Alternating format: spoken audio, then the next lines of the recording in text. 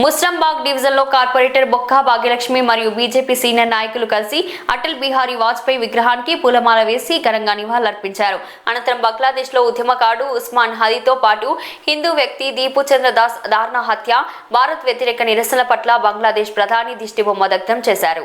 ఈ రోజు Musarambagh division corporator బొక్క భాగ్యలక్ష్మి మరియు బీజేపీ సీనియర్ నాయకులు సందడి సురేందర్ రెడ్డి ఆధ్వర్యంలో భారతదేశ మాజీ ప్రధాని మన దేశ పౌరుషాన్ని, పరాక్రమాన్ని, అణుపరిరక్షణతో అగ్రదేశాల వెన్నులో వణుకు పుట్టించిన ధీరదందుడు, సుపరిపాలనకు నిలువెత్తు రూపం భారతరత్న శ్రీ అటల్ బిహారీ వాజ్పేయి 101వ జయంతి సందర్భంగా ఆ మహానుభావుడికి ఘన నివాళులర్పించడం జరిగింది. అనంతరం బంగ్లాదేశ్లో ఉద్యమగాడు ఉస్మాన్ హాదీతో పాటు హిందూ వ్యక్తి దీపు చంద్ర దాస్ దారుణ హత్య, భారత వ్యతిరేక నిరసన పట్ల బంగ్లాదేశ్ ప్రధాని దిష్టిబొమ్మ దగ్ధం చేశారు.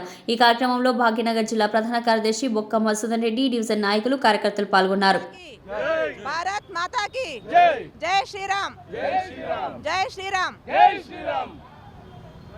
బంగ్లాదేశ్లో గత 3 రోజుల క్రితము జరిగిన హింసకి నిరసనగా ఈరోజు ముస్రంబాగ్ డివిజన్ టీవీ టవర్ దగ్గర దిష్టిబొమ్మ తగలబెట్టడం జరిగింది. దీపు చంద్ర అనే యువకుడిని బంగ్లాదేశ్లో సజీవంగా హ్యాంగింగ్ చేసి చంపడం జరిగింది. ఇది మనము ఎంతవరకైనా బీజేపీ పార్టీ ఎంతవరకైనా కానీ కొట్లాడుతుంది. దీన్ని నిరసిస్తూ దేశవ్యాప్తంగా కూడా ఈ నిరసనలు తెలియజేయాలని చెప్పి కోరుకుంటున్నాను.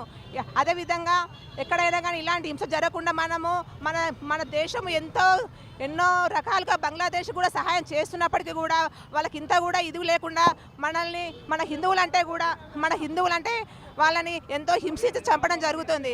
మనము దీనికి విషయంలో మన హిందువులం అందరము ఏకమై అందరము నిరసన తెలపవలసిందిగా తెలియజేసుకుంటున్నాను. ఈ అవకాశం ఇచ్చినందుకు ఇక్కడ ఉన్న వాళ్ళకందరికీ కూడా ధన్యవాదాలు.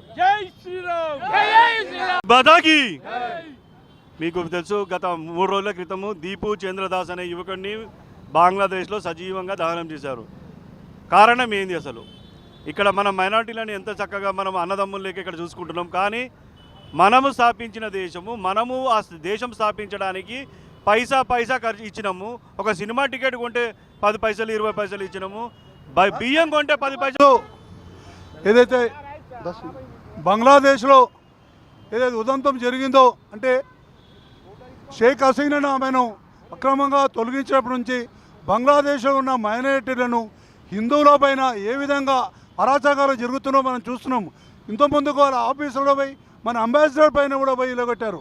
అదేవిధంగా ఒక హిందూ యువకుని, ఒక మైనారిటీ ఉన్న యువకుని కాల్చి చేసినారు. మన ఈ దురాగతాలంతా కూడా హిందూ సమాజము, ప్రపంచం ఉన్న హిందూ సమాజం అంతా కూడా మొత్తం అబ్జర్వ్ చేస్తుంది.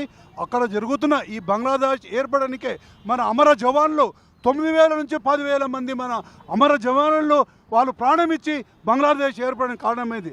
అదేవిధంగా బంగ్లాదేశ్కు మనం ఎన్నో విధాల ఆర్థిక సహాయం కానీ ఆ బంగ్లాదేశ్ అభివృద్ధి తోడ్పడ ఇప్పటికి మనం ఇదే విధంగా చేస్తున్నాము. అదేవిధంగా బంగ్లాదేశ్ మరణం ఏదైతే పాకిస్తాన్తో వాడుకుంటున్నారో, ఈరోజు బంగ్లాదేశ్లో ఆ రోజు లక్షల మందిని కోత కోసిన పాకిస్తాన్ ఈరోజు అక్కన చేర్చుకుంటుంది బంగ్లాదేశ్. కనుక హిందూ బంధువులారా, అందరూ కూడా ఒక విజ్ఞప్తి, ఈరోజు ఎక్కడో మన పాలిస్తనాల ఎవడో చనిపోతే ఇంకెక్కడో చనిపోతే ఇక్కడ నోరు అరిచే సంఘాలు ఇవన్నీ ఎక్కడ పోయినవి, ఎటు పోయినవి, ఒక్కరు కూడా ఒక మాట్లాడారు. కనుక మనం అందరం అతీతంగా, పార్టీలకు అతీతంగా అందరము ఏదైతే బంగ్లాదేశ్లో అరాచకాలు జరుగుతున్నాయో దాని అందరూ ముక్తకటంగా మనం ఖండించాలి. బంగ్లాదేశ్ ఇన్ఛార్జ్ ప్రధానమంత్రులు అతను కూడా మనం హెచ్చరికలు చేయాలి. ఇంకొకసారి చరిత్ర మాత్రం బంగ్లాదేశ్ ఇక్కడ చరిత్రలో ఉండదని విజ్ఞప్తి చేస్తున్నాను. భారత్ మాతాకి.